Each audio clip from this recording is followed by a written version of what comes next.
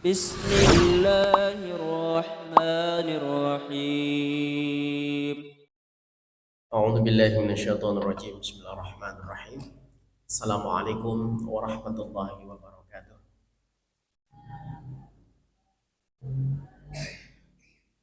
إن الحمد لله نحمده ونستعينه ونستغفره ونستهدي إليه ونعوذ بالله من شرور أنفسنا ومن سيئات أعمالنا.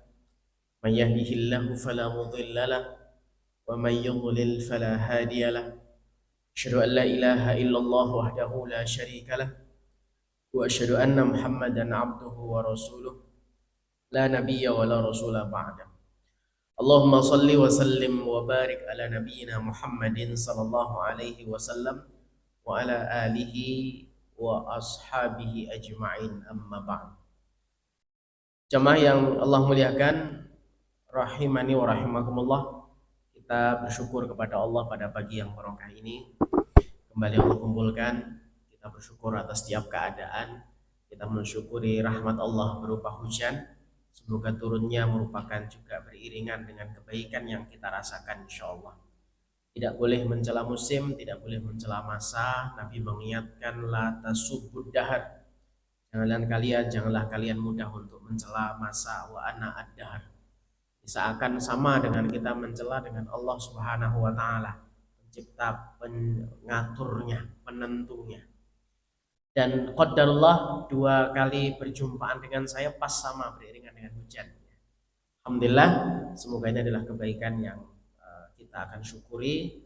Semoga majelis kita di pagi barokah ini menambahkan ilmu, menambahkan iman, dan semakin memperkuat kita untuk bisa beramal soleh insyaallah. Jemaah yang Allah muliakan, tidak lupa salawat serta salam teruntuk junjungan kita Rasulullah Muhammad sallallahu alaihi wasallam. Allahumma sholli ala Muhammadin wa ala ali Muhammad. Barokah daripada salawat semoga kita rasakan terbimbing menjadi umatnya Rasulullah, dan juga dimudahkan kita untuk menjumpai, kelak diakui sebagai umatnya Rasulullah SAW. Jumpa dengan Rasulullah, diakui sebagai umatnya Rasulullah, meminum telaga Rasulullah, Haud al-Kautsar. Dan semua itu semua jamaah sekalian, ikhtiarnya mulai hari ini kita lakukan. Kita beragama, mau mengikuti Rasul adalah salah satu ikhtiar agar kita diakui sebagai umatnya, meski kita berpisah dengan beliau lebih dari 1400 tahun yang silam. Hari ini kita akan mengawali satu serial kajian. Jadi urutan dari muqaddimah yang pertemuan pertama saya sampaikan terkait tentang masalah peran-peran wanita dalam Al-Quran. Maka tentunya kita akan menggali, setelah kemarin kita mengkaji tentang 4 peran sesuai dengan urutan Quran adalah nomor 1. Quran banyak membicarakan peran sebagai seorang istri, nomor 1. Jadi nanti kita belajar dari sana siapa sih yang contoh diceritakan dalam Al-Quran yang perannya sebagai istri. Ya, kemudian yang kedua, peran wanita itu adalah sebagai seorang ibu. Juga kita akan belajar siapa saja wanita-wanita yang disebutkan dalam Quran dan dia adalah seorang ibu. Yang ketiga dan keempat adalah peran wanita sebagai individu, pribadi, personal, ya. Dan yang keempat adalah peran wanita dalam sosial. Saya kemarin menegaskan jamaah sekalian, peran ini harusnya urutannya begitu, sesuai dengan jumlah penyebutan dalam Al-Quran yang paling banyak adalah peran wanita sebagai istri. Urutannya ya gitu, sebagai istri, sebagai ibu, sebagai pribadi, baru sibuk urusan sosial. Kenapa urutannya harus demikian? Karena akan rusak sebuah negeri, bahkan peradaban masa depan itu ketika diawali dengan rusaknya peran perempuan. Maksudnya gimana Ustadz? Nah ini nanti kerjaannya Yahudi. Yahudi tahu, ibu-ibu sekalian, bahwasanya ketika rusaknya perempuan, rusak sebuah negeri, rusak peradaban, rusak generasi. Ya, maka mereka akan rusak perempuan. Caranya gimana? Caranya gampang menurut mereka, merubah kesibukan perempuan dari urutan 1, 2, 3, 4 menjadi 4, 3, 2, 1. Sehingga mereka sibuk di luar, sibuk secara sosial, sukses di luar. sukses ngurusi diri, selfisme, tapi pasti nanti akan dibuat berantakan dalam ngurusi diri sebagai ibu, ngurusi anak-anak, dan menjadi peran sebagai istri.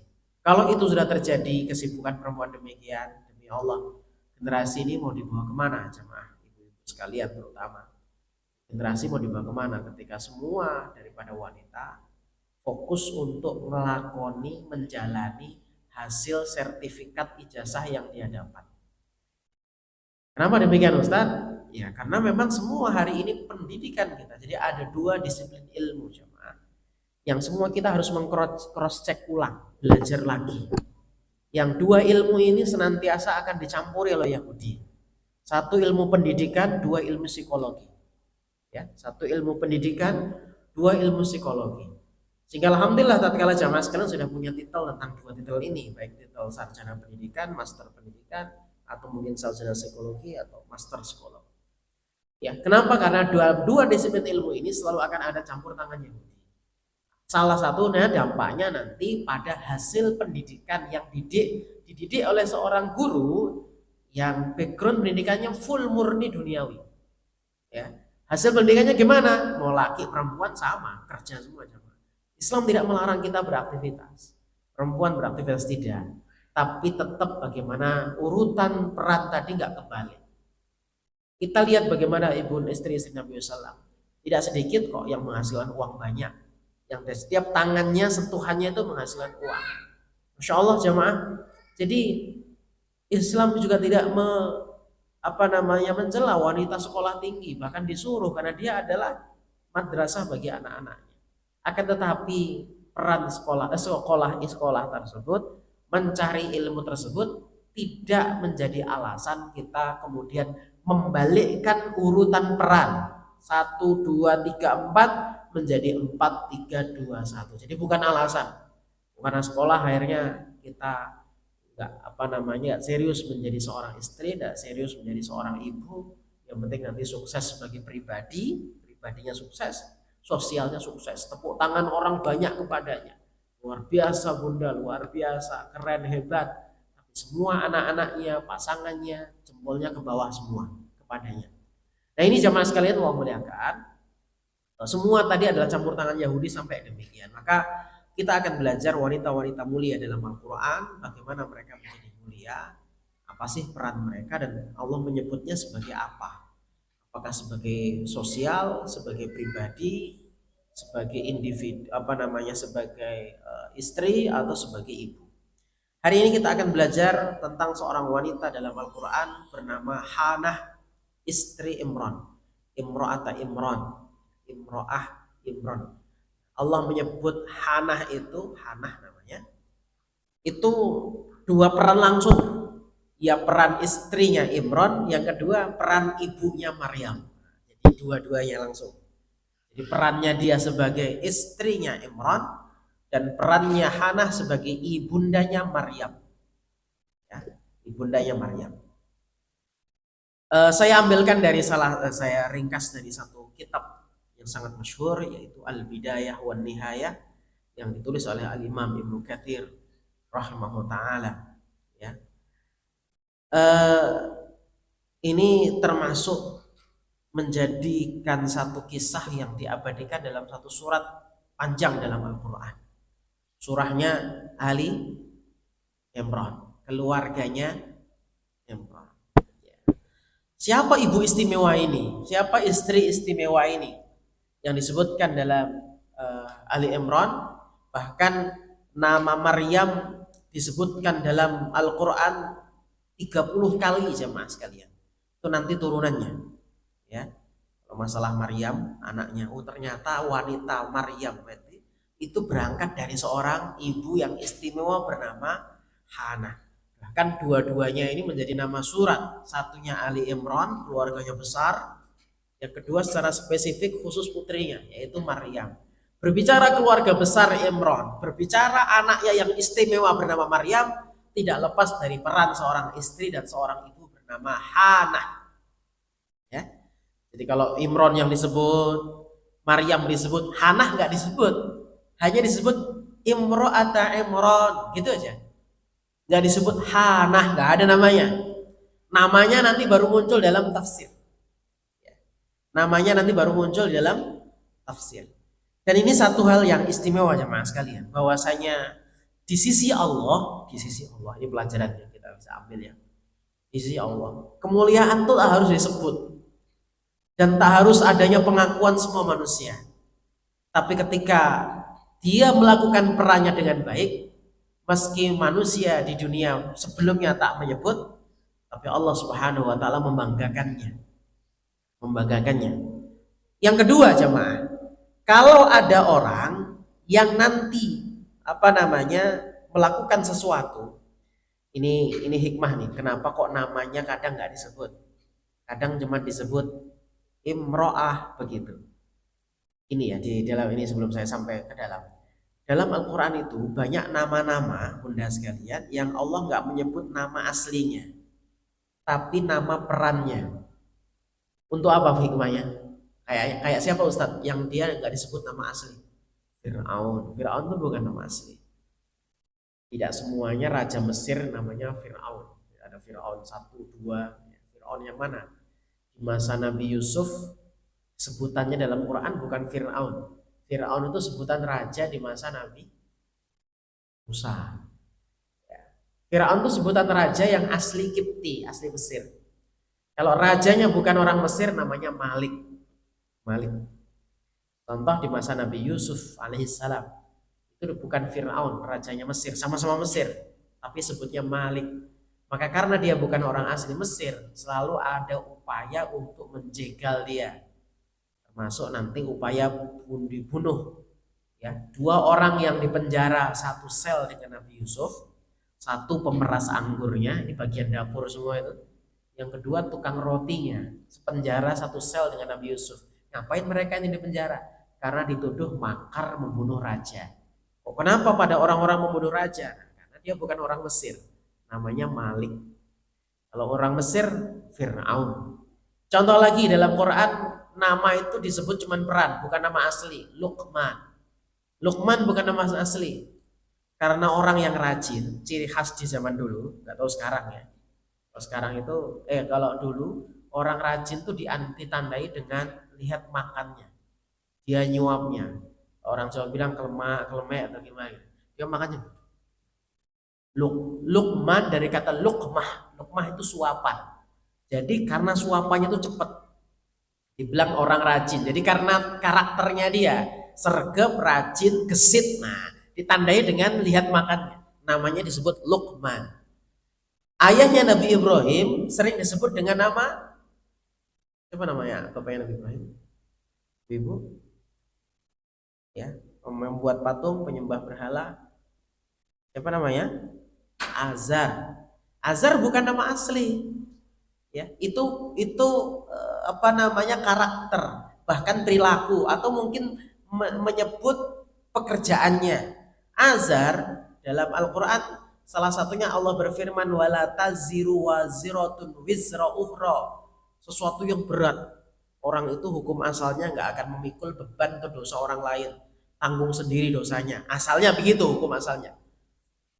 Nah, bahasa Arabnya mikul berat itu wizrun. Nah, azar dari kata itu, karena kerjaannya azar mikul batu gede-gede, nanti dipahat jadi patung. Kerjaannya itu tukang batu, maka disebut azar. Nah, sekarang kita ingin tahu kenapa sih dalam Quran itu nama-nama itu nggak disebut nama asli. Hanah itu jamaah ketemu di surat mana? Nggak ada. Buka surat Al-Imran mana? Hanah nggak ada. Adanya cuma sebutan bojone Imran. Siapa? Nanti dalam tafsir. Kenapa nggak disebutkan? Hikmah nama-nama tadi nggak disebut asli atau bahkan nggak disebut kecuali hanya peran-perannya saja. Istrinya Imran.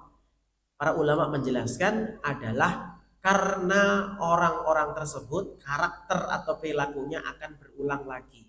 Akan ada model orang kayak gitu, kayak Fir'aun nggak hanya pada waktu itu. Orang yang modelnya kayak Fir'aun zaman Nabi Musa nanti akan ada lagi Fir'aun itu, bahkan lebih parah kayak Fir'aun, meskipun namanya beda. Ayah yang bijaksana seperti Luqman akan ada lagi meskipun namanya bukan Luqman, cuman karakternya sama. Jadi bisa berulang, hanya lakonnya aja beda-beda jemaah. Orang seperti istrinya Imran bisa jadi akan ada berulang. Yang wanita luar biasa seperti itu yang melahirkan anak-anak yang hebat. Jadi istri yang hebat, jadi anak yang hebat. Ada, maka Allah nggak menyebutkan namanya, merahasiakan supaya peran itu bisa dilakukan oleh siapapun muslimah, bisa ngikuti jaraknya. Jadi nggak ada ceritanya orang nggak mungkin Pak, itu cuma kisah masa lalu aja itu. Nah, ini makanya Allah nggak menyebut nama, ya sampean juga bisa. Makanya Allah nggak menyebut nama, tak hanya sifatnya umum, istri. Berarti siapapun bisa jadi istri seperti itu, begitu maksudnya. Ini hikmah kenapa Allah tak menyebut nama. Baik. Pembahasan tentang Hana kita awali dari surah Ali Imran ayat 33. Surat 3 ayat 33.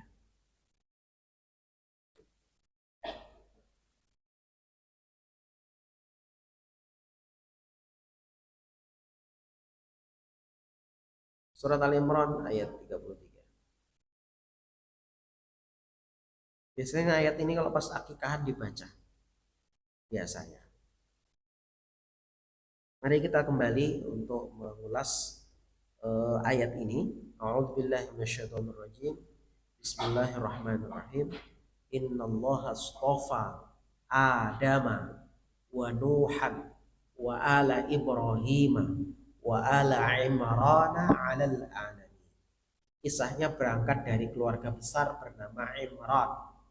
Allah memasukkan Imran berderetan dengan nama-nama besar para nabi. Ketemu ya ayat 33.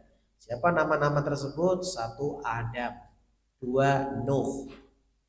Dua keluarga ini Allah gak menyebut Ali, yang disebut keluarga. Maaf ya, dua nama besar ini Allah gak menyebut bersamanya alinya, keluarganya. Ya, nah, Allah baru menyebut keluarga di bagian akhir. 1 keluarga Nabiullah Ibrahim, yang kedua keluarga Imran.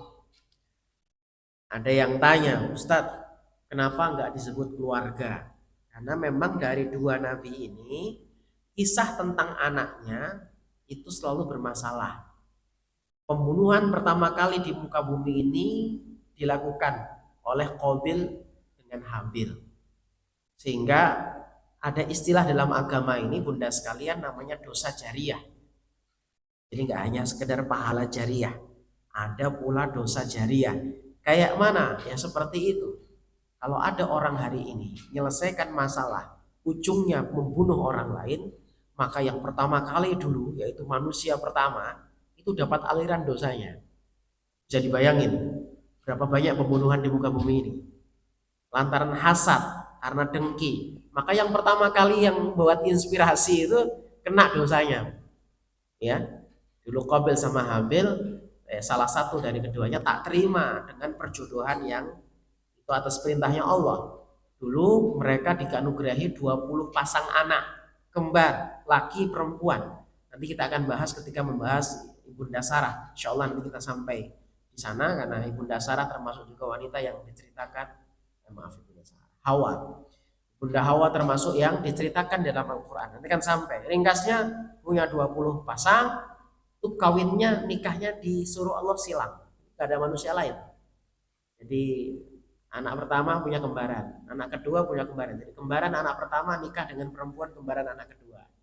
Nah, begitu silang ke atas. Itu awal pertama manusia. Nah, Allah takdirkan kembarannya Qabil ini cantik. Ya, cantik. Yang kelima namanya. Ya. Nah, kembarannya Habil warnanya sama kayak bundanya. Bundanya itu sawo matang, Hawa. Nanti ciri khas Bunda Hawa gimana fisiknya nanti ada hadisnya. Nah itu nggak terima, lo saya masa dapat kembaranmu, ya, saya enak betul kamu dapat kembaran saya cantik dan sebagainya. Nah itulah awal muasal, dan nanti banyak kisah yang melatar belakangi. Nah jamaah sekalian, kemudian keluarga Nabi Nuh sama. Ini ya, Allah bahkan menyebutkan innahu laisa min ahlika, wahai Nuh. Ini kesedihan yang paling sedih tuh, ketika Allah memisahkan kita dengan keluarga kelak. Dan yang paling menyedihkan adalah kita sudah nggak dianggapnya lagi. Mohon maaf, wahai Nuh, itu bukan anakmu lagi. Itu paling menyedihkan. Kita baca. Kenapa Allah nggak menyebut Ali di sini? ayat surat 11 surat Hud ayat 45 dan ayat 46. Surat 11 ayat 45 dan 46.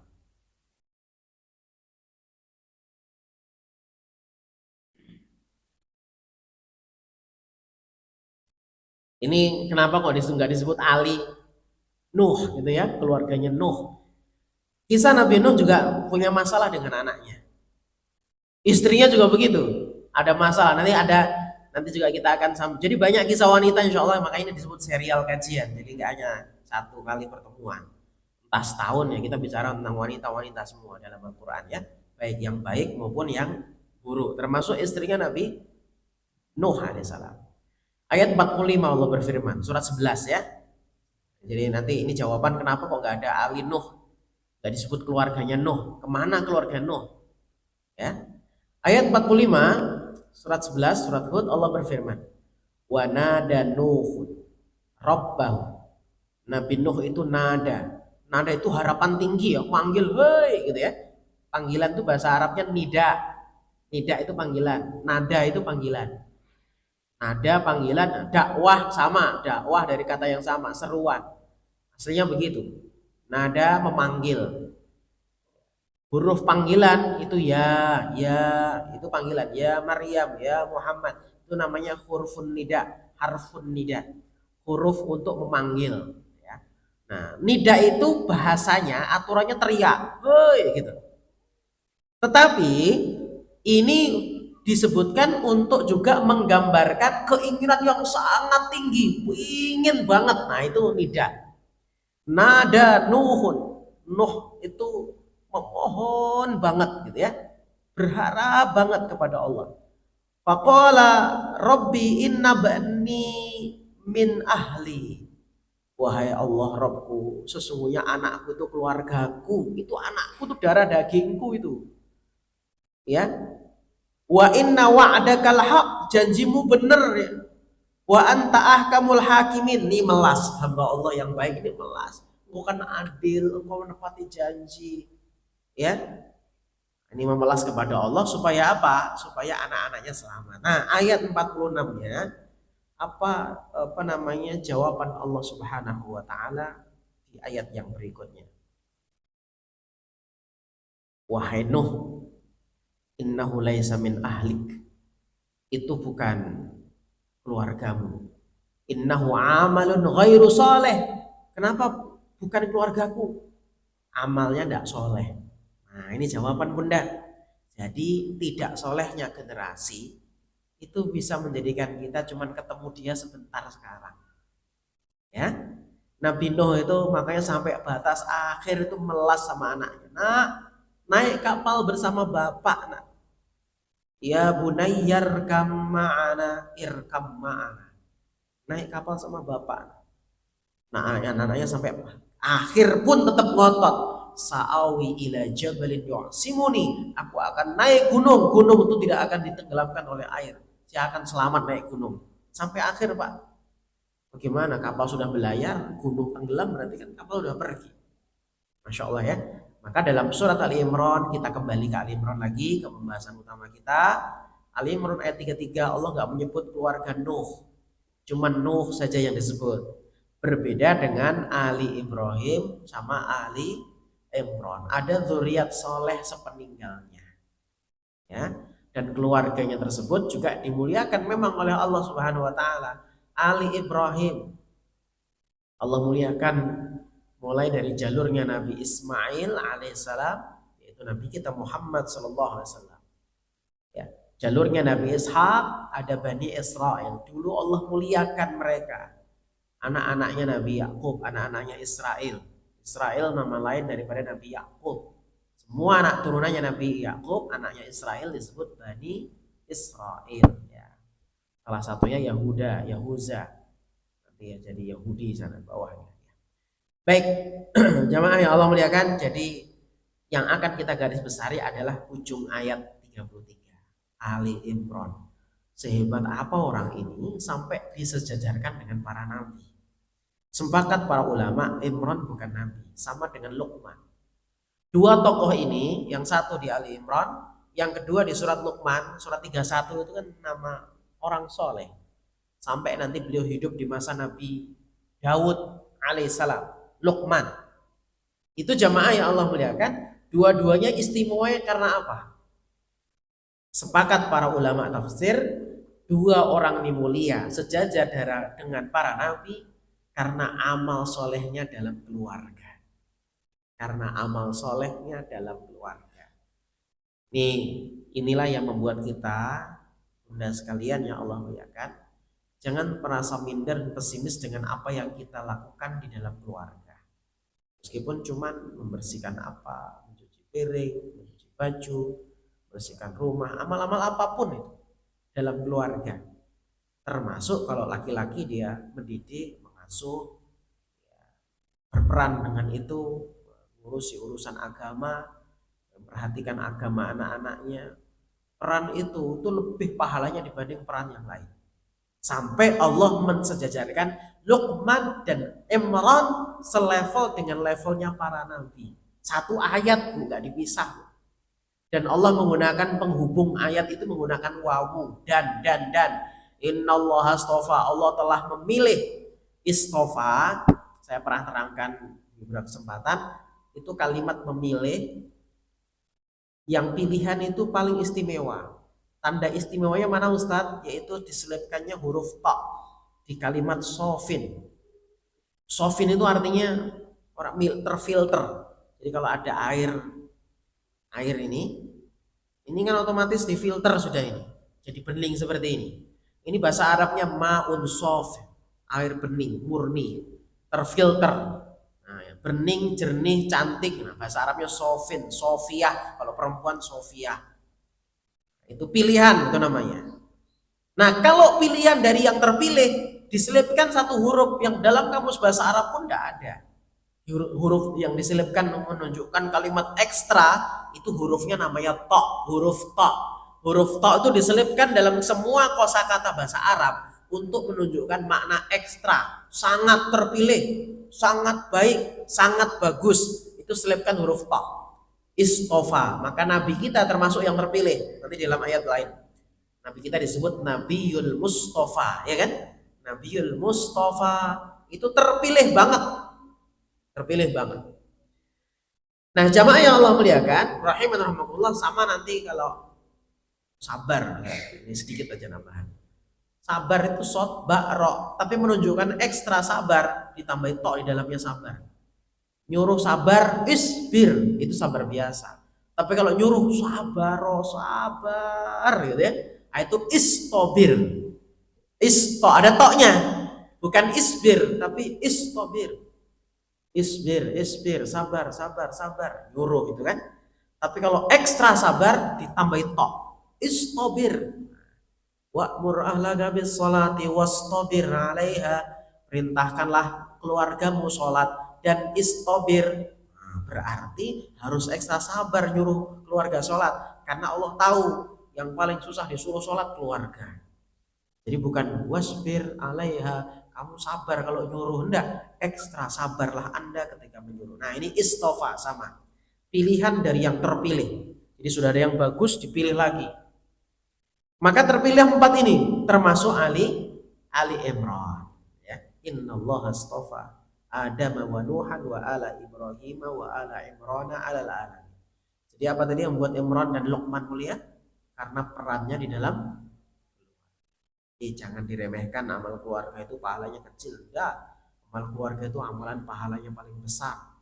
Bahkan menjadi satu standar kebaikan manusia di hadapan Allah, salah satunya kebaikan dalam keluarga. Jadi kalau orang umum ditanya orang baik itu kayak mana, sholatnya rajin, sedekahnya banyak, itu baik secara umum kepada Allah jemaah. Tapi ada satu standar baik yang bisa menjadikan kita itu dapat surga atau dapat neraka. Baik apa itu? Baik kepada keluarga. Maka Nabi mengatakan khairukum li ahlikum. Sebaik-baik kalian adalah yang paling baik sikapnya kepada keluarga. Wa ana, dan aku Rasulullah, khairun li ahli, yang paling baik terhadap keluarga. Jadi Nabi mengakui dan memang sudah di stempel oleh Allah terbaik Nabi kepada keluarganya. Nabi mencontohkan, sehingga seakan dari riwayat tersebut selamat dan tidaknya orang di akhirat juga ada kaitannya dengan keluarganya, suami kepada istri kepada suaminya. Kata kunci surganya ya baik kepada pasangannya, sampai nanti kalau Allah mendudukkannya dalam persidangan ya minta dulu keringanan dari siapa? Itu syafaat itu lewat suami. Maka kita diperintahkan untuk kalau laki-laki mudah mengatakan ridho, karena itu adalah kebaikan untuk pasangannya. Sampai nanti meninggal, kayak manapun punya salah, aku ridho sama dia. Itu jalannya gampang.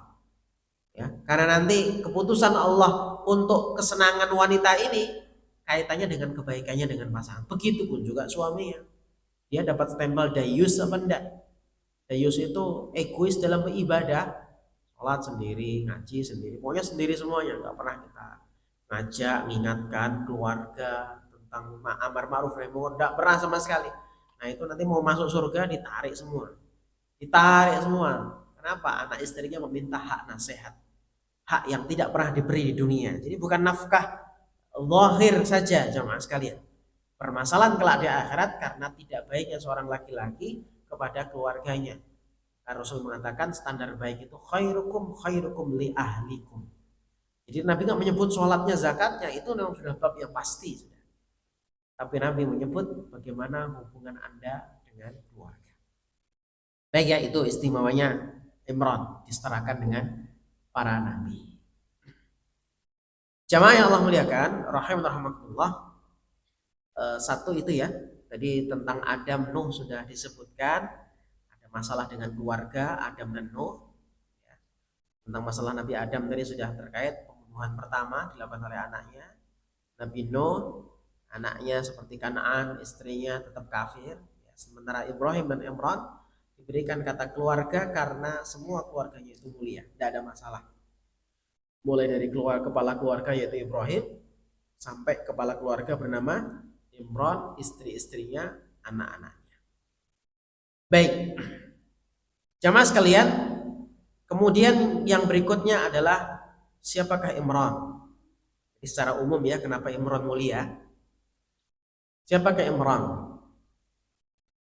Dalam beberapa riwayat yang pernah kita baca, bahwasanya disebutkan contoh dalam sirahnya Ibnu Ishaq, Imran ini adalah ulamanya Bani Israel.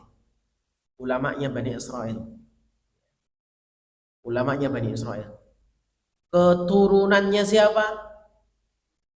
Keturunannya daripada Nabi Daud dan Sulaiman ke bawahnya. Jadi nanti lahir juga orang mulia. Sebenarnya zaman sekali Bani Israel itu Allah muliakan. Banyak orang-orang mulia di dalamnya. Tapi hampir mayoritas pada ujungnya nanti mereka adalah orang-orang yang paling banyak disebut dalam Al-Quran dengan protesnya, susah nurutnya, membantahnya. Nanti disebutkan separuh sendiri dalam Al-Quran tentang Bani Israel. Tapi di dalam deretan Bani Israel tetap ketemu orang-orang yang mulia yang Allah istimewakan dalam Al-Quran. Para nabi-nabi itu mayoritas dari mana? Para nabi itu mayoritas dari Bani Israel.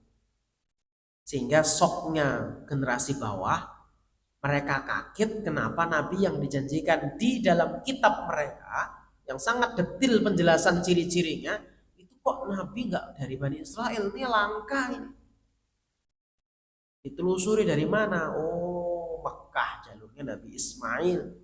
Dan ini yang membuat sampai hari ini ada satu penyakit kronis jamaah yang membuat orang itu akhirnya tetap berada di kesesatannya, di kesalahannya, meskipun ngerti ini nggak benar, gara-gara penyakit ini, hasad. Penyakit ini juga ada dalam perilaku orang Yahudi karena nggak suka Nabi itu dari jalurnya Nabi Ismail. Meski ini benar, mereka kenal dengan Nabiullah Muhammad itu seperti kenal dengan anaknya mereka sendiri. Ya'rifunahu kama ya'rifuna abna'ahum. Mereka kenal seperti mereka kenal dengan anaknya sendiri. Tapi kenapa nggak mau ngikut Nabi kita Muhammad? Itu disebutkan separuh surat Al-Baqarah. Nanti di tengah Al-Baqarah itu kan 286 dibagi 2, 1, 4, 3. Nanti persis 143 semua produk Bani Israel ditolak, dan kemudian kita kaum muslimin diangkat menjadi ummatan wasaton, umat pertengahan. Itu persis di tengah-tengah Al-Baqarah. Ini sebelumnya cerita Bani Israel semua. Jamaah yang Allah muliakan, tidak maunya mereka sehingga mereka menanti menolak Nabi kita Muhammad SAW. Jadi tetap banyak orang-orang istimewa, ada nabi-nabi bahkan banyak dari Bani Israel. Termasuk di sini disebutkan tentang Imran, ulama Bani Israel. Jadi salah satu ulama yang terkenal di masa Bani Israel tuh kalau yang baik seperti Imran. Kalau yang tidak baik, siapa ulama Bani Israel yang tidak baik? Yang satu-satunya dalam Al-Quran Allah sebut dia seperti anjing. Kamathalu kamathil kalbi, perumpamaan dia seperti anjing. Kau kasih tulang tetap melet-melet, julurkan lidah. Nggak dikasih tulang ya tetap julurkan lidah. Kayak gitu kan anjing. Mau disuruh tutup mulut nggak bisa dia, melet-melet terus dia. Nah, ada orang ulama yang haus dengan dunia di masa Bani Israel, namanya Bal'am bin Bawrah. Kalau yang soleh namanya Imran, kalau yang tidak soleh namanya Bal'am bin Bawrah. Saktinya Bal'am, kalau sekarang orang bilang kan dikit-dikit sakti, harat gitu ya. Kalau sudah harat dibilang wali, bisa nyebrang penajam tanpa ferry, tanpa speed, wali ini. Kayak gitu tuh ya. Dulu itu juga ada, jamaah sekalian, seperti itu. Tapi kalau Bal'am bin Bawrah itu walinya kayak mana? Semua doanya itu asal angkat tangan dikabulkan. Wah, itu kalau hari ini laris banget itu didatangi. Karena setiap tangan menengadah, nggak ada yang nggak dikabulkan. Ibnu Katsir mengatakan kana mustajabud da'wah fis syada'id. Doanya itu kabul. Itu Bal'am bin Bawrah. Itu ya contoh yang jelek ya. Tapi akhirnya nanti mereka cinta dunia dan meninggalkan agama Nabi Musa. Ulama bisa berbalik itu ada contohnya. Apa rata-rata? Karena dunia. Maka saya mengajak diri saya dan bunda sekalian, siapapun yang menyimak juga kajian pagi hari ini, kita harus sering doain para ulama kita. Karena kalau mereka digoda dengan dunia dan bertubi-tubi, itu kadang ada yang tidak sedikit yang bilang yes ya sudahlah. Sebentar ini yang kan ini dipakai untuk orang banyak juga, dipakai untuk umat. Ketika didatangi di sebuah pondok pesantren, Pak Yai dengan monopowes tinggal nyebut aja apa pikirannya Pak Kiai kadang ya nggak mungkin ada maunya, nggak ada makan siang gratis tuh nggak ada makan siang gratis, nggak ada. Kencing aja bayar. Tapi ya begitu, setan membisikkan nggak apa-apa Pak Yai. Kan bisa untuk bangun fasilitas santri bisa enak. Pikirannya kan gitu kan? Dibisikin, oh nggak apa-apa, ini kan demi untuk orang banyak juga sudah apa-apa. Diterimanya lah itu. Akhirnya beliau mengeluarkan fatwa yang salah sesuai dengan yang ngasih duit, sesuai yang dengan ngasih pesantren. Ini nggak sedikit hari ini pesantren kayak gitu, nggak sedikit ya mak. Terutama di masa politik seperti ini, sambrek. Ya maka nggak heran kalau ada ulama hari ini kok belot gitu, nggak heran karena di Quran sudah ada contohnya. Bahkan lebih sakti, lebih wali lagi. Lebih wali, kurang wali apa itu Bal'am bin Bawrah. Setiap angkat tangan kabul. Tapi ya tadi karena dia cinta dunia. Nah, ini contoh yang jelek. Contoh yang bagus inilah Imran. Ya. Imran bin Basham bin Mansha bin Hazqiyah. Panjang nasabnya saya tidak bacakan.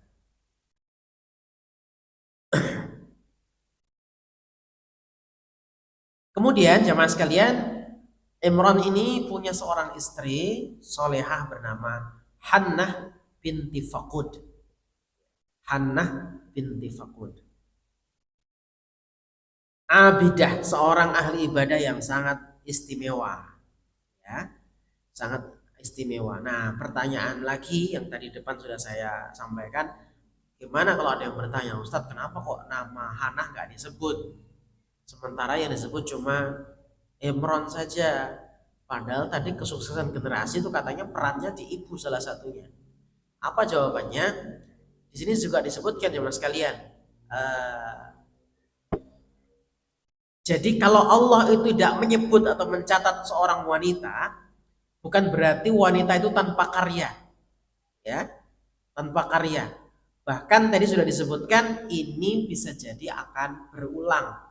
Kisahnya dalam zaman tertentu dengan nama orang yang beda. Jadi supaya orang itu tidak pesimis, wah nggak mungkin saya, nggak mungkin saya. Maka Allah tidak menyebut kadang namanya, hanya menyebut perannya saja sebagai seorang istri, ya. Dan jamaah yang Allah muliakan, ketika Allah Subhanahu wa taala cinta kepada seseorang, Masya Allah ya. Jadi ada karakter level 1 wanita yang disebut oleh Allah Subhanahu wa taala dicintai, kadang namanya disebut langsung oleh Allah. Ada yang nama itu nggak disebut jemaah. Nama itu nggak disebut. Tapi semua orang yang ada dibuat kenal dia dan mencintai. Saya contohkan nih. Kalau nama yang disebut siapa contohnya? Dia dicintai sama Allah. Allah nyebut namanya. Ibunda Khadijah. Khadijah binti Khuwailid. Saya contohkan, saya bacakan riwayat di mana Khadijah ini disebut namanya. Ata Jibril, dari sahabat Abu Hurairah radhiyallahu anhu, ia berkata, Ata Jibril an-Nabiyya sallallahu alaihi wasallam.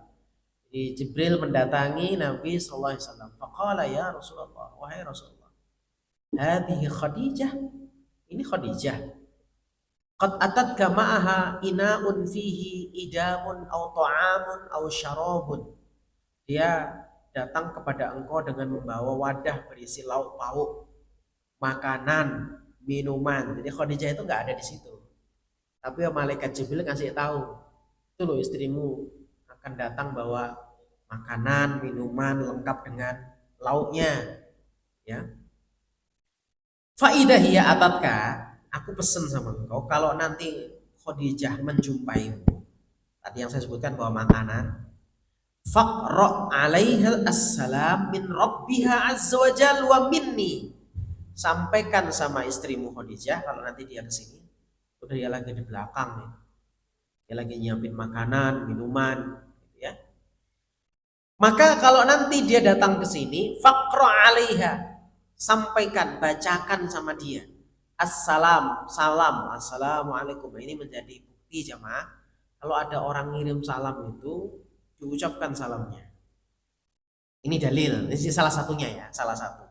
Jadi ada pendapat yang cukup ada salam dari fulan selesai. Tapi lewat dalil ini ada juga yang mengambil kesimpulan. Ada salam dari fulana, assalamualaikum warahmatullahi wabarakatuh. Bukti dalil yang kedua apa Ustadz? Karena ada perintah faqra. Faqra itu bacakanlah. Faqra. Faqra alaihas salam. Bacakanlah kepadanya. Jadi kita ini suruh bacain. Gimana bacainnya? Assalamualaikum warahmatullahi wabarakatuh. Ini dalil yang kedua.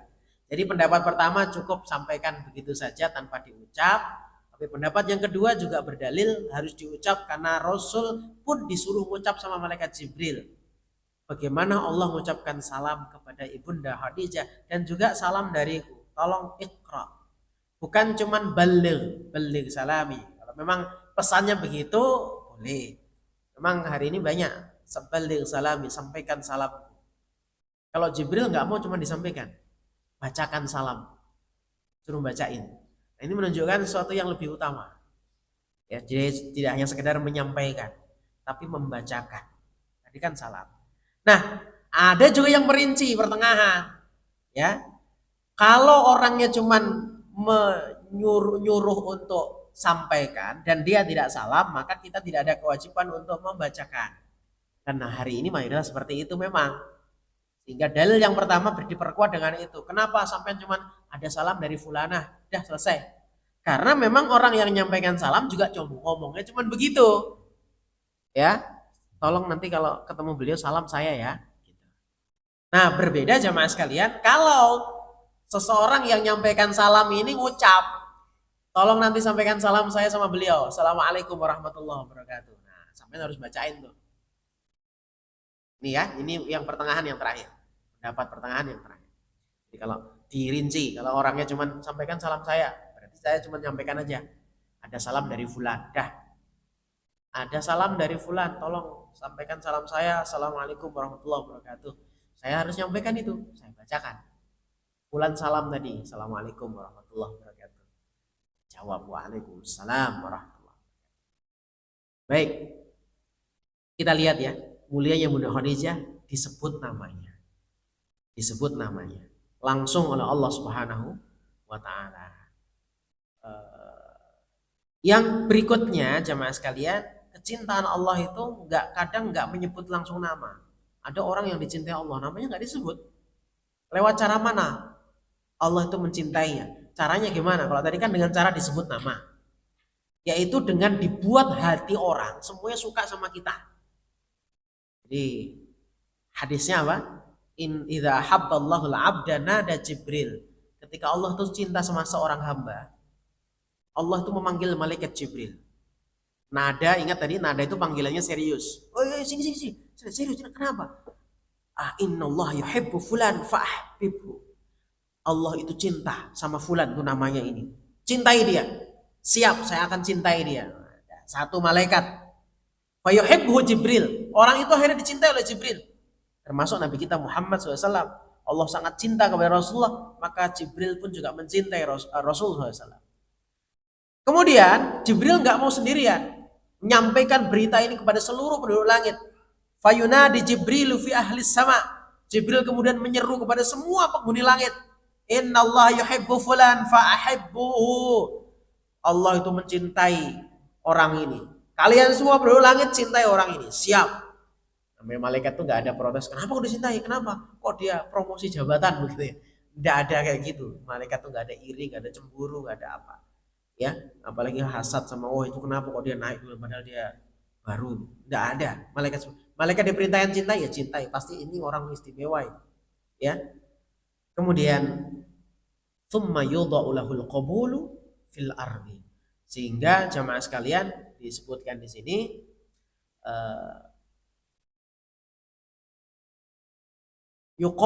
diterima di bumi itu maksudnya apa? Penduduk bumi itu terima dia, suka sama dia. Jadi seakan hati-hati, kenapa kok saya suka sama fulan? Kenapa kok saya senang dengar fulan? Kenapa? Itu Allah yang menggerakkan hati. Allah itu jamaah sekalian, kalau ketika ingin memakai seseorang, ista'malahu, innallaha idza ahabba 'abdan ista'malahu. Allah akan mempekerjakannya. Maksudnya apa? Dipakai oleh Allah, dijadikan dia orang yang menyebarkan agama Allah. Jamaah sekalian, orang itu kalau mau Allah angkat gampang sekali. Dibuat itu orang dengerin senang. Dibuat itu orang suka dengan akhlak. Dibuat itu gampang bagi Allah Subhanahu wa taala. Maka jamaah begitulah dengan Hana, istrinya Imran. Allah mencintainya, meski nama nggak disebut, tapi semua hati orang dibuat suka dengan. Maka hari ini kalau kita dalam prosesi akikah, kita mengulang bagaimana pendidikan seorang ibu bernama Hana supaya punya anak sekaliber atau sesolehah Maryam. Itu nanti di deretan ayat berikutnya. Jadi Allah mencintainya sehingga hari ini kita meneladani semuanya. Namanya disebut. Jadi jamaah, orang yang dicintai itu kebaikannya terus dibuat Allah nyambung, nggak berhenti kebaikannya. Sebaliknya orang-orang yang dibenci oleh Allah Subhanahu wa taala namanya nggak disebut. Ini jamaah nanti bisa membaca dalam tafsir surat Al-Kautsar.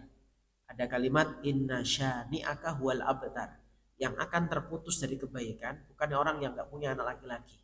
Saat itu ayat ini turun ketika Rasulullah anak laki-laki beliau wafat. Ada yang menyebutkan Ibrahim, ada yang menyebutkan Qasim, ada yang menyebutkan anak beliau namanya Abdullah. Baru 2 tahunan meninggal semua yang laki-laki. Tinggal satu yang hidup, putri beliau Fatimah radhiyallahu anha. Zainab meninggal, Ummu Kulsum meninggal. Jamaah sekalian, Ruqayyah meninggal, Ummu Kulsum juga meninggal. Jamaah, ini menarik ya untuk kita sama-sama kaji kembali. Bagaimana supaya kita itu bisa mendapatkan cintanya Allah Subhanahu wa taala. Berikutnya ayat yang selanjutnya. Ini tentang bagaimana kisah seorang ibu mendidik anak. Masih di surah Al-Imran ya. Hana ini banyak riwayat yang menyebutkan, sebelum kita baca ayatnya di bagian akhir, single parent jamaah sekalian dalam mengasuh. Di saat Maryam itu dalam kandungan, sebelum lahir bapaknya sudah meninggal. Itu catatan pertama dulu. Jadi suksesnya seorang itu bukan berarti kalau sendirian, enggak. Ada contoh Hana.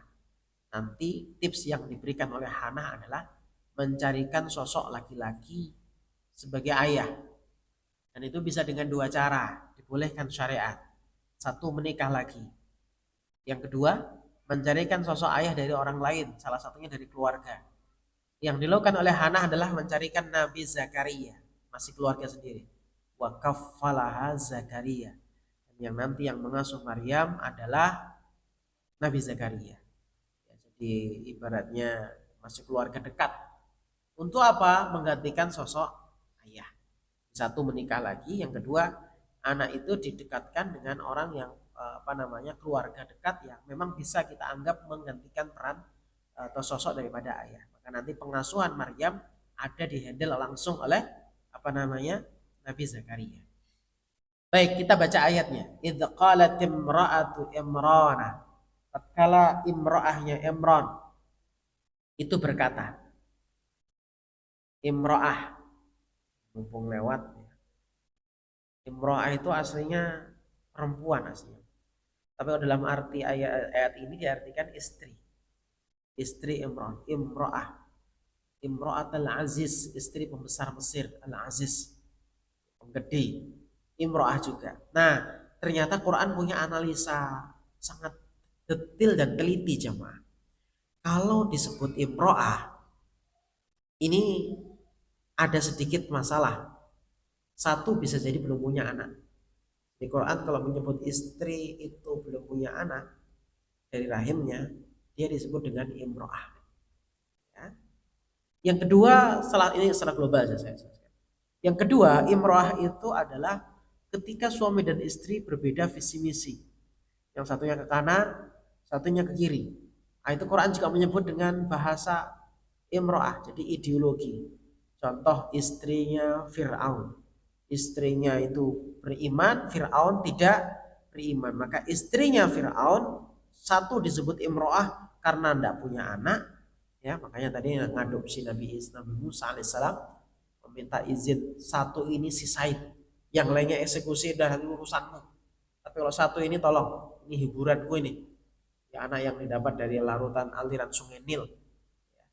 Nah itu disebutnya oleh Allah imro'ata Fir'aun, ya. Wa daraballahu mathalan lilladzina amanu imra'ata Fir'aun. Ketika Allah membuat perumpamaan untuk orang-orang beriman, siapa itu? Istrinya Fir'aun. Istri Fir'aun beriman. Nah, beda visi dengan suami disebut imro'ah. Jadi satu nggak punya anak, yang kedua berbeda visi misi, yang ketiga sama visi misinya tapi cuma neraka. Seperti imro'ata siapa? Istrinya Abu Lahab. Wa imro'atuhu hammalatal hatab. Itu disebutnya imro'ah. Ya.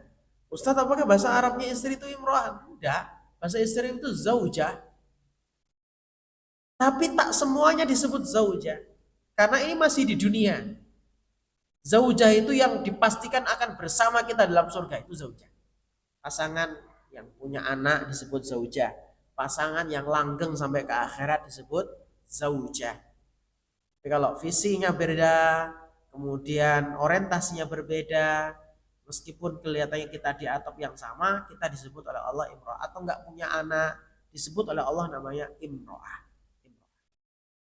Jadi jamaah sekalian, imro'ah itu tak tahu selek berarti ya, karena banyak contoh dalam Quran imro'ah justru orang baik.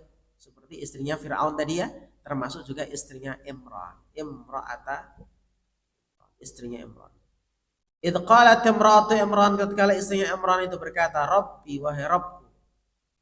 Rabb itu nama Allah yang Allah suka ketika kita berdoa dengannya. Jadi jamaah sekalian, Rabb itu kenapa kok disuka oleh Allah? Karena itu membuat orang kalau paham makna Rabb itu percaya diri kalau berdoa. Rabb itu kan apa sih? Memelihara, menjaga, ngasih rezeki, mengatur, ngasuh. Doa kita sama orang tua, Rabbi firli wali walidayya warhamhuma kama. Nah, ada kalimat Rabbayani. Ada kalimat Rabbayani. Jadi mengasuh, menjagaku.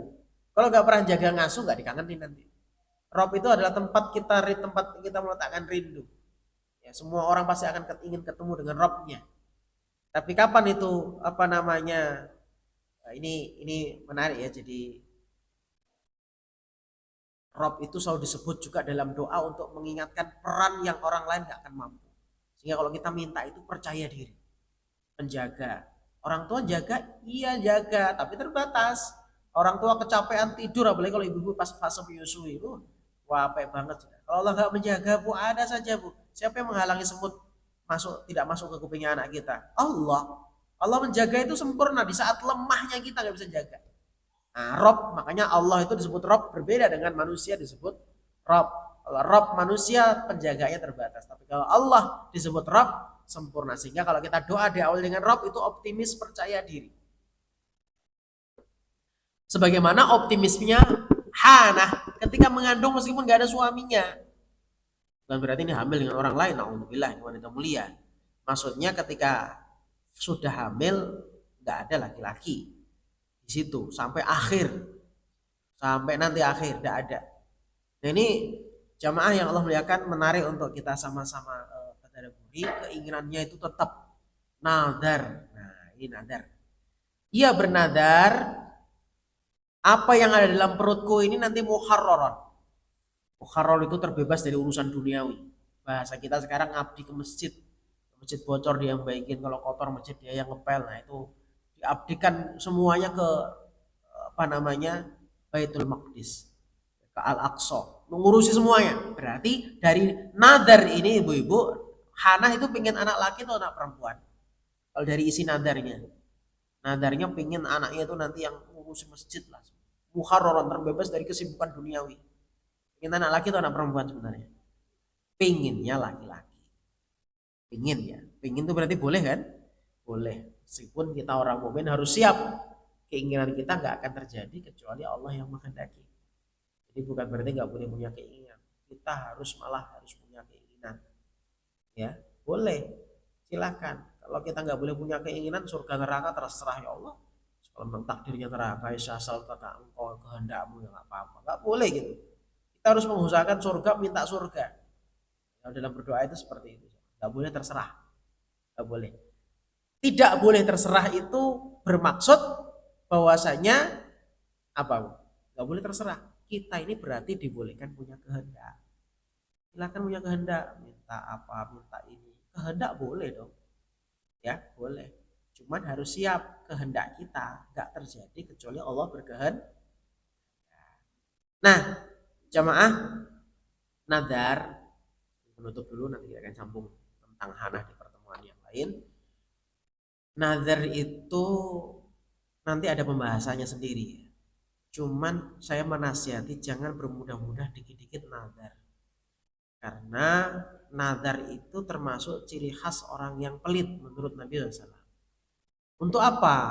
Apa bedanya dengan nadarnya Hana? Nadarnya Hana tidak ada tuntutan, kewajiban, konsekuensi taat setelah nadar dipenuhi. Tidak sebagaimana kita. Kita mengucap nadar plus konsekuensi apa yang harus kita lakukan kalau nadar dipenuhi. Ini masih karena niat kita ini sering masih rusak jemaah. Ya Allah, nanti kalau anak saya lulus, nanti saya akan janji infak. Maka Rasul mengatakan inilah sepelit-pelit manusia. Tidak infak kecuali apa yang diingini dituruti. Jadi berinfaklah meskipun Allah belum nuruti gitu maksudnya ya. Makanya disebut orang yang sering bernadar itu orang pelit. Itu bukan saya yang ngomong. Makanya kita jangan gampang-gampang dikit nadar. Aku nadar nanti gundul kalau pasangan ini menang. Kalau mau gundul aja nggak usah nanti. Jadi jangan dibiasakan kita beramal itu dikit-dikit nadar. Kategori pelit. Lakukan aja sekarang. Sama orang kalau lagi orasi janji di pilpres ya. Kalau saya jadi presiden, saya akan begini. Kenapa nggak sekarang? Kan sampai sudah pejabat sekarang. Kenapa ngaspalnya nunggu presiden? Sekarang aja di aspal bagus.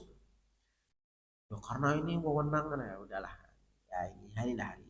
Gitu ya jamaah sekalian. Jadi jangan gampang-gampang bernadar. Nanti nadar itu ada kafarotnya. Ada kita bahas di pertemuan berikutnya. Kafarot nadar itu gimana? Jadi jangan dikit-dikit bernadar ya. Nadarnya Maria Mahanah adalah pingin anak laki-laki yang nanti akan dia janjikan akan ngabdi ke rumah Allah, ke Baitullah, yaitu ke Baitul Maqdis nanti harapannya. Baik, insya Allah kita akan sambung di pertemuan berikutnya masih seputar Hanah dan keluarganya, keluarga mulia yaitu Ali Imran. Semoga bermanfaat kajian kita di pagi hari ini. Kebenaran yang datang dari Allah Subhanahu Wa Taala, kekurangan saya manusia biasa. Persilakan jemaah sekalian kalau ada yang ditanyakan.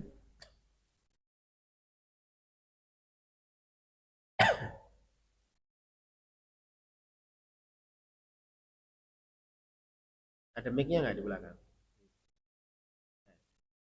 Ada pertanyaan ini, Bu? Pas?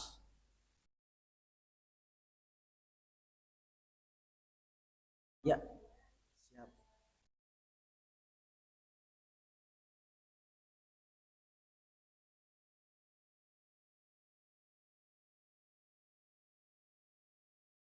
Baik, jamaah, begini, segala sesuatu itu pertama adalah dasarnya di bab niat, ya. Dan yang nanti akan diterima oleh Allah Subhanahu wa taala juga karena niat. Dan yang membuat ibu-ibu terus melakukan kebaikan itu juga karena niat. Sesuatu yang bermasalah di niat akan mudah capek, mudah jenuh, mudah lelah, mudah ngambek, dan hal-hal yang lainnya berawal daripada niat. Jadi jamaah sekalian, sama dengan bakti sama orang tua. Kalau kita meyakini bakti sama orang tua itu adalah kewajiban kita, bukan perintahnya Allah, berapa lama sih orang akan kuat mikul kewajiban? Kita akan tanya, kapan kita harus selesai berbakti? Sudah capek saya. Ya meskipun dijawab, ini satu tetes air susu belum bisa kamu balas. Meskipun dijawab seperti itu ya. Tapi jamaah sekalian, yang membuat kita bisa istiqomah untuk tetap berbuat baik, meskipun responnya jeleknya luar biasa, itu adalah tatkala niat kita sedang menjalani ini Allah yang nyuruh saya. Tidak peduli respon, urusan dosa dia dengan Allah. Makanya ada laki-laki yang nggak jadi masuk surga karena jadi dayus tadi, Bu. Ya yang penting sholat diurusi, orangnya kalau secara ibadah bagus. Tapi tadi kan standar baik menurut Allah Subhanahu wa taala adalah bukan sekedar ibadah mahdhah saja, tapi baik kepada makhluk, dan makhluk yang paling dekat adalah keluarganya. Jadi kalau sikap kita kemudian kecewa, memang normal jamaah. Tapi kita yakini ini saya menjalani sesuatu yang Allah suruh. Mau dia merespon dengan tidak baik, tidak menghargai, yang penting kita sudah melakukan hal yang terbaik, ya terbaik. Itu satu jamaah. Jadi pertama mari kita latih meskipun itu berat, menjalani sesuatu itu berdasarkan Allah yang nyuruh. Allah siapa? Gimana supaya ringan lagi Ustadz? Ya pahami Allah yang nyuruh itu siapa. Yang buat kita tak perlu mikul oksigen kemana-mana, yang hari ini membuat saya umur sampai sekarang. Terus tuh sebutkan siapa Allah yang membuat kita nanti tidak berlama-lama dalam berkeluh kesah terhadap takdir, ya. Itu kemudian tidak luput terus mendoakan, kemudian menghindari hal-hal yang kita, dan itu kita pelajari apa ya membuat dia tidak suka, kira-kira kita pelajari. Mungkin selama ini kita melakukan hal yang dia tidak suka sehingga tidak pernah merespon. Ini juga ikhtiar juga, sama-sama kita mengajak diri, tidak langsung nunjuk menyalahkan dua-duanya. Jadi jari ini ketika ke depan tidak ada solusi, tapi ke dalam ya mungkin saya kurang ini, saya kurang itu, lebih ahsan. Meskipun apa kekurangan saya, jangan juga seperti itu. Semua kita pasti ada kekurangannya. Sampai sempurna maksimal ikhtiar kita, barulah tadi kemudian semakin panjang pasrahnya kita. Ya, urusan dia dengan Allah. Dan yang terakhir jamaah sekalian, meyakini bahwasanya semua itu akan rinci balasannya. Membuat kita itu nggak terlalu cawe-cawe, campur tangan tentang sesuatu yang harusnya Allah balas. Ya. Rasul pernah mengatakan gini, sesuai itu. Ittaqu da'watal madlum. Takutlah kalian doanya orang yang didolimi. Kalau kita merasa di posisi terdolimi, maka sebenarnya kita di atas angin jemaah. Karena Rasul mengatakan takutlah kamu kepada doanya orang yang didolimi. Gak lancar apanya, ya jangan-jangan istrinya masalahnya. Kenapa? Makanya ridhonya baiknya sama istri bisa membuat lancar semuanya. Ya, kenapa doanya orang didolimi itu ngeri? Apalagi kalau kita yakin, contoh dengan surah Ali Imran 185 tentang deretan kepastian itu. Apa 185 surah Ali Imran, kullu nafsin dha'iqatul maut, mati. Semua ada akhirnya tuh. Dia mau pesta, mau foya-foya, udahlah pesta akan berakhir. Semuanya mati kok. Satu, itu membuat kita lebih tenang. Ada akhirnya masa sak katokmu situ, sak karepmu situ, silakan. Nah, mati juga nanti. Yang kedua, wa innama tuwaffawna ujurakum yaumil qiyamah. Ini sama soal Ali Imran ayat 180. Semua nanti akan rinci dibalas oleh Allah. Dah, saya nggak bisa balas sekarang. Biar dia yang zalim, saya nggak bisa balas sekarang. Kalau itu yang dilakukan dan kita yakini, sebenarnya lebih ngeri. Karena doanya orang terzalim itu makbul. Saya serahkan dia sama Allah. Dah, terserah Allah ngapain dia. Wah, itu lebih ngeri lagi itu. Dah, itu membuat kita lebih tenang. Kalau kita ngerucuk, ya luar biasa sama. Dah, saya sedang berbuat baik karena Allah yang nyuruh. Dah, mau direspon enggak, tak buatin ini yang penting tak ini saya niat ya Allah. Semoga menilai ya Allah. Yang penting saya menjalani tugas saya sebagai istri. Itu ya bunda. Jadi niat kita mempengaruhi istiqomah kita dalam berbuat baik. Demikian Allah alam bisawab. Wassalamualaikum warahmatullahi wabarakatuh. Semoga Allah berkahi semua keluarga kita, semuanya, pasangan kita, anak kita, dan semua menjadi penyejuk mata dalam kehidupan kita insya Allah. Kita akhiri dengan kafaratul majlis. Subhanakallahumma bihamdika asyhadu an la ilaha illa anta astaghfiruka wa atubu ilaik. Assalamualaikum warahmatullahi wabarakatuh.